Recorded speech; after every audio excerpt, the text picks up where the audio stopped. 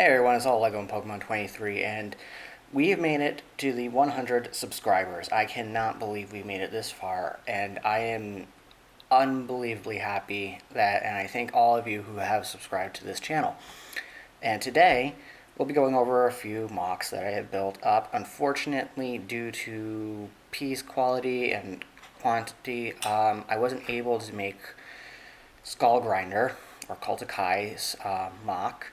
But I do have a few little things I can put into this video that hopefully will add up to the overall quality or 100 subscriber special, which is huge that we did this in just about a year or so. So we're going to start off with the smallest, and we're going to go to the biggest, which is personally the best for me. So first off, we're going to go over shadow traps. Now, shadow traps, they're, little creature things. And, if you hold them the correct way, they can snap and whatnot. Well, kind of boring when you have to keep doing it like this. So, what I did was I fiddled around. I used, the design for the fire, fire shadow trap. And what I did was I used the transparent claw pieces, and I put 5 rubber bands, I think there are 2 green rubber bands across, so it creates a lot of, it will snap. Personally, I can tell you that this will snap when it's hit by something, like so. Let me lower the camera so you can see. That'd probably be a good idea. So I'll do it from a front view, and trust me, this actually scares me when it happens.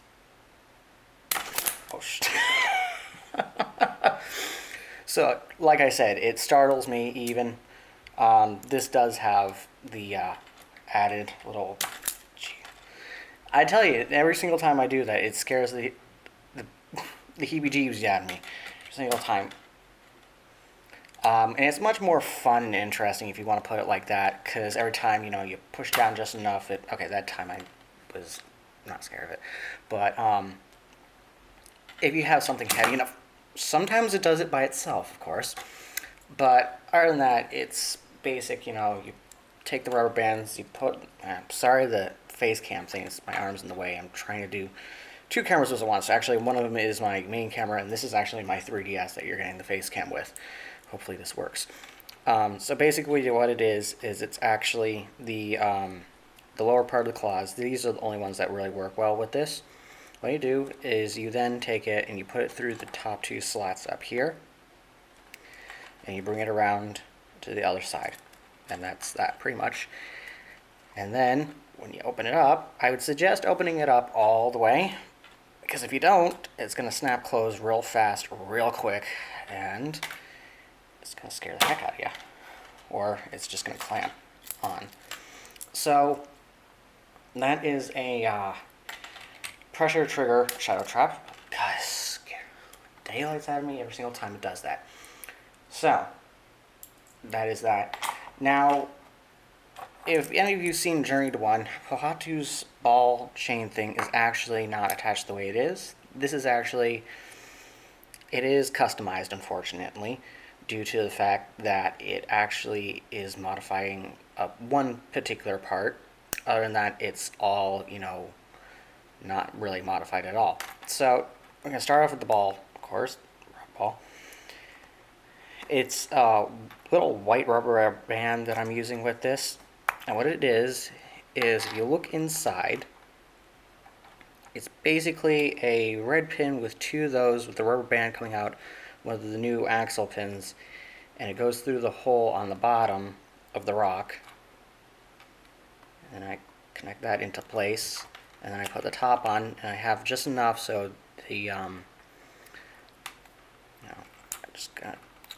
it is a pain in the butt to do this process, just so it's one of these pin pieces with 2 of the studs. And then you put that in. You are going to probably have to have, maybe thread from a sewing needle or something like that. Yeah, you're going to have to. And then it is all a 3 of these link chains. And then here's the modified part. This is the end to a Lego chain. Now that's the only part. You just have to cut off one parts and get the end, and then if you have this older piece as well, and a pin to go through the center, as well as one of those studs with a hole that can put a pin through. Other than that, that's how you make this, and it actually works really well. I've flung this around quite a few times, and it does not come off, even after that. So, hold on one second. I need to deal with something, because my 3DS is unfortunately dying, meaning it has the... So, alright, I just got it in, so in the nick of time, because it was blinking red, unfortunately. So, next we're going to go over a Chemo, the mask maker. Now he is a bit larger than a Shadow Trap, so there we go. Now you can see him a bit better. Now a Chemo is fully built, meaning body built, out of Technic and whatnot. He was a bit of a challenge because of due to the amount of pieces that I had, but he came out pretty well, you know, considering the design and how I did it, because he does have joints in the leg, the ankle, like the original set. But instead, this time he's got his saw blade can be posed a bit more this time, as well as can still be spun perfectly fine. And of course, I did not forget to add the function with the power hammer. Why? Okay, let's try that for back. There we go. So you can see his power hammer works perfectly fine. Sorry if I am huge in the camera frame. Not used to doing like this kind of webcam style almost thing. So still got the hammer and everything else. So that's a Chemo. You know, get a closer look at parts of his body. This was a pain in the butt to make due to the limited amount of parts that I did have. But speaking of parts and stuff, now let's get his protector mask off, which is one of those pop-off masks. And over here, let's get him out of the frame. Here we have the Mask of Creation on a pedestal. This pedestal is actually done by someone who was on Lego.com. His design is a bit different from this, but I find Stan works really well in presenting a mask of power. Now you can see the transparent part right here, but on a white background like this, you can barely see it. But all he did really was, if you want, you can go to the Lego Gallery, and if you look up Bionicle Stan, you'll probably find it. And he did a really good job with this. I just added on. All I did was added more of these cheese slope pieces, and I did a little bit of like an energy pool in the middle, and then added the base to it. Now the way that I have the mask on is very sturdy, as you can see. If I wiggle this enough, actually the bottom part comes off. And it's a real simple build to do. All you really need is one of these antennas. It can be a transparent one. I would suggest using one of the old styled Bionicle hands. It makes, because the square part lines up with the that little notch there on the mask, that little straight notch. You'll need a ball joint piece. You'll also need this new angle piece. It's one of these. And then you will need a axle connector. And all you really do with this is you just take the axle connector and you put it together like so. And then you snap the ball joint into here. And then you put that in like this. And then you take your antenna with a dish. I would suggest using a dish. It just looks better when you put it on. And you don't put it on this way. You put it on so the axle connector is facing inwards to the mask. And it stays in really well. And it works really well. And it works with other masks as well, for instance. See? So it will work with protector masks. It will work with toa masks, which is really good. So enough of that. So I'm just going to put his protector mask on to here, and I'm going to put it on to the stand. The only problem is with my design, this part does come off pretty easily. Now let's take a look at a Chemo with the Mask of Creation. Come on. There we go. And there's a Chemo with his mask creation. Still has a good range of motion. He can look down now, actually. And it took me a bit of time to actually build him. But the one that took the most amount of time is the one you're all waiting for. So I'm going to get Chemo and his stand out of the way. Now this guy is the monster. Of course, this is Umarak the hunter, and he's going to be a pain in the ass. But to pose on this small screen, you can barely even see him. He's that big. Alright, I'm going to actually have to hold the camera a bit so you can see the full guy, full one. So I'm actually going to do a close-up. Sorry if the camera is really wobbly, but let's see, you have the Mask of Shadows. This is just second generation Mask of Shadows. Same body design, same everything. Going down the leg, I used this particular part here just because it actually kind of, it goes well with the hunter scheme. Going further down, basic, same design. I did add in this second joint in his foot so he can bend his legs a bit more. And his sword is no longer attached to his legs, as you can see.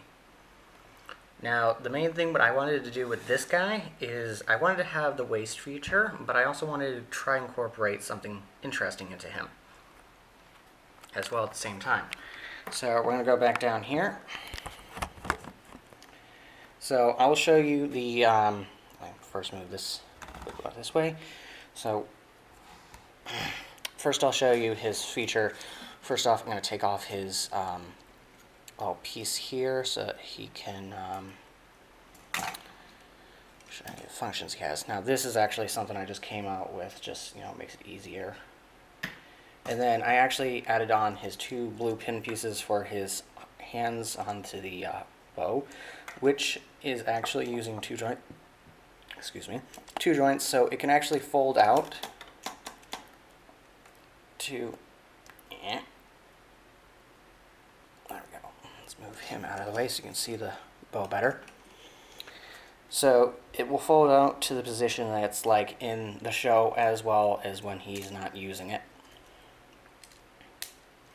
Like so. Pretty simple.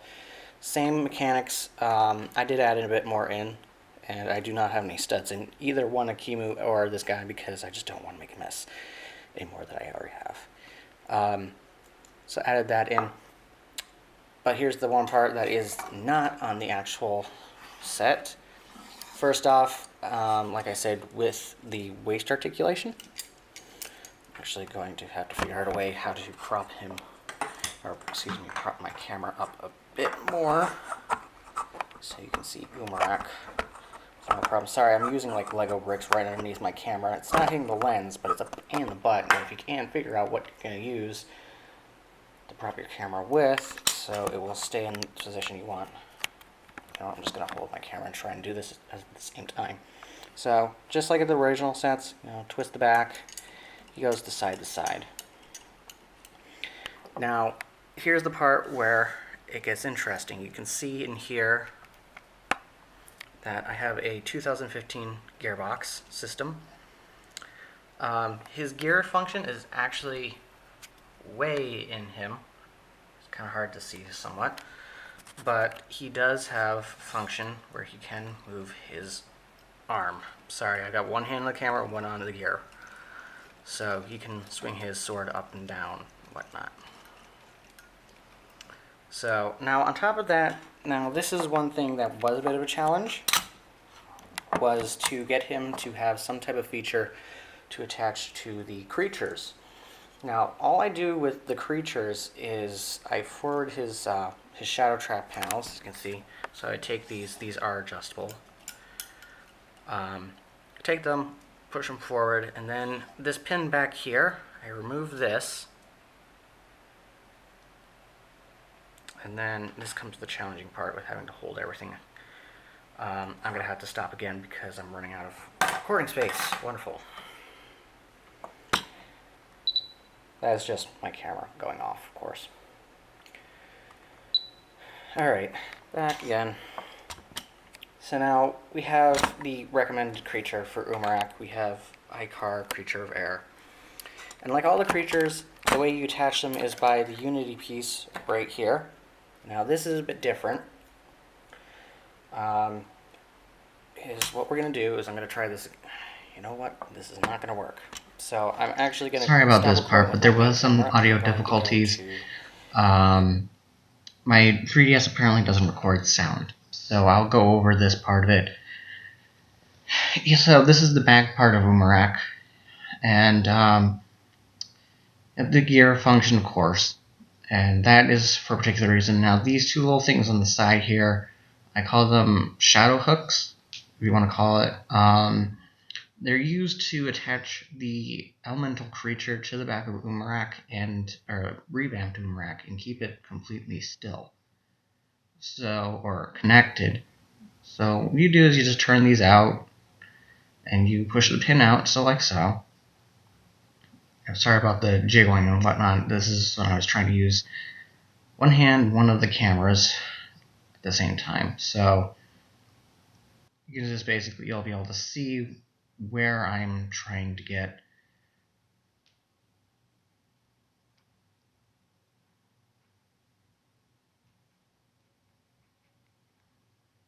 Have the creature attached to. So as you can see, I'm attaching it.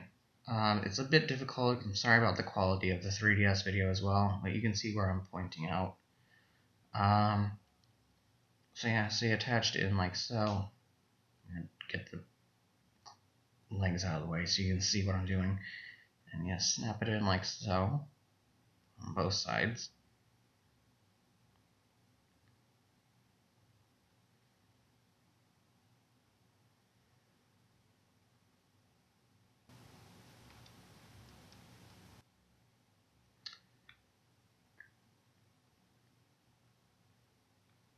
And then, move his legs back, of course.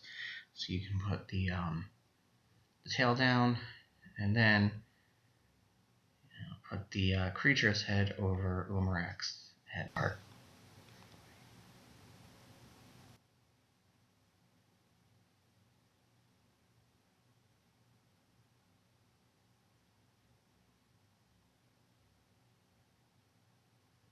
And there we go. Oops, sorry about that.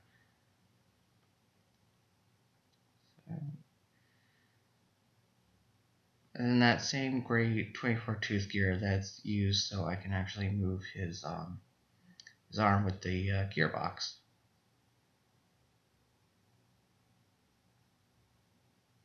As you can see, kind of poorly. Sorry about the quality once again. So once again, thank you all for subscribing, and hopefully I'll be uploading very soon with Umarak, the Destroyer.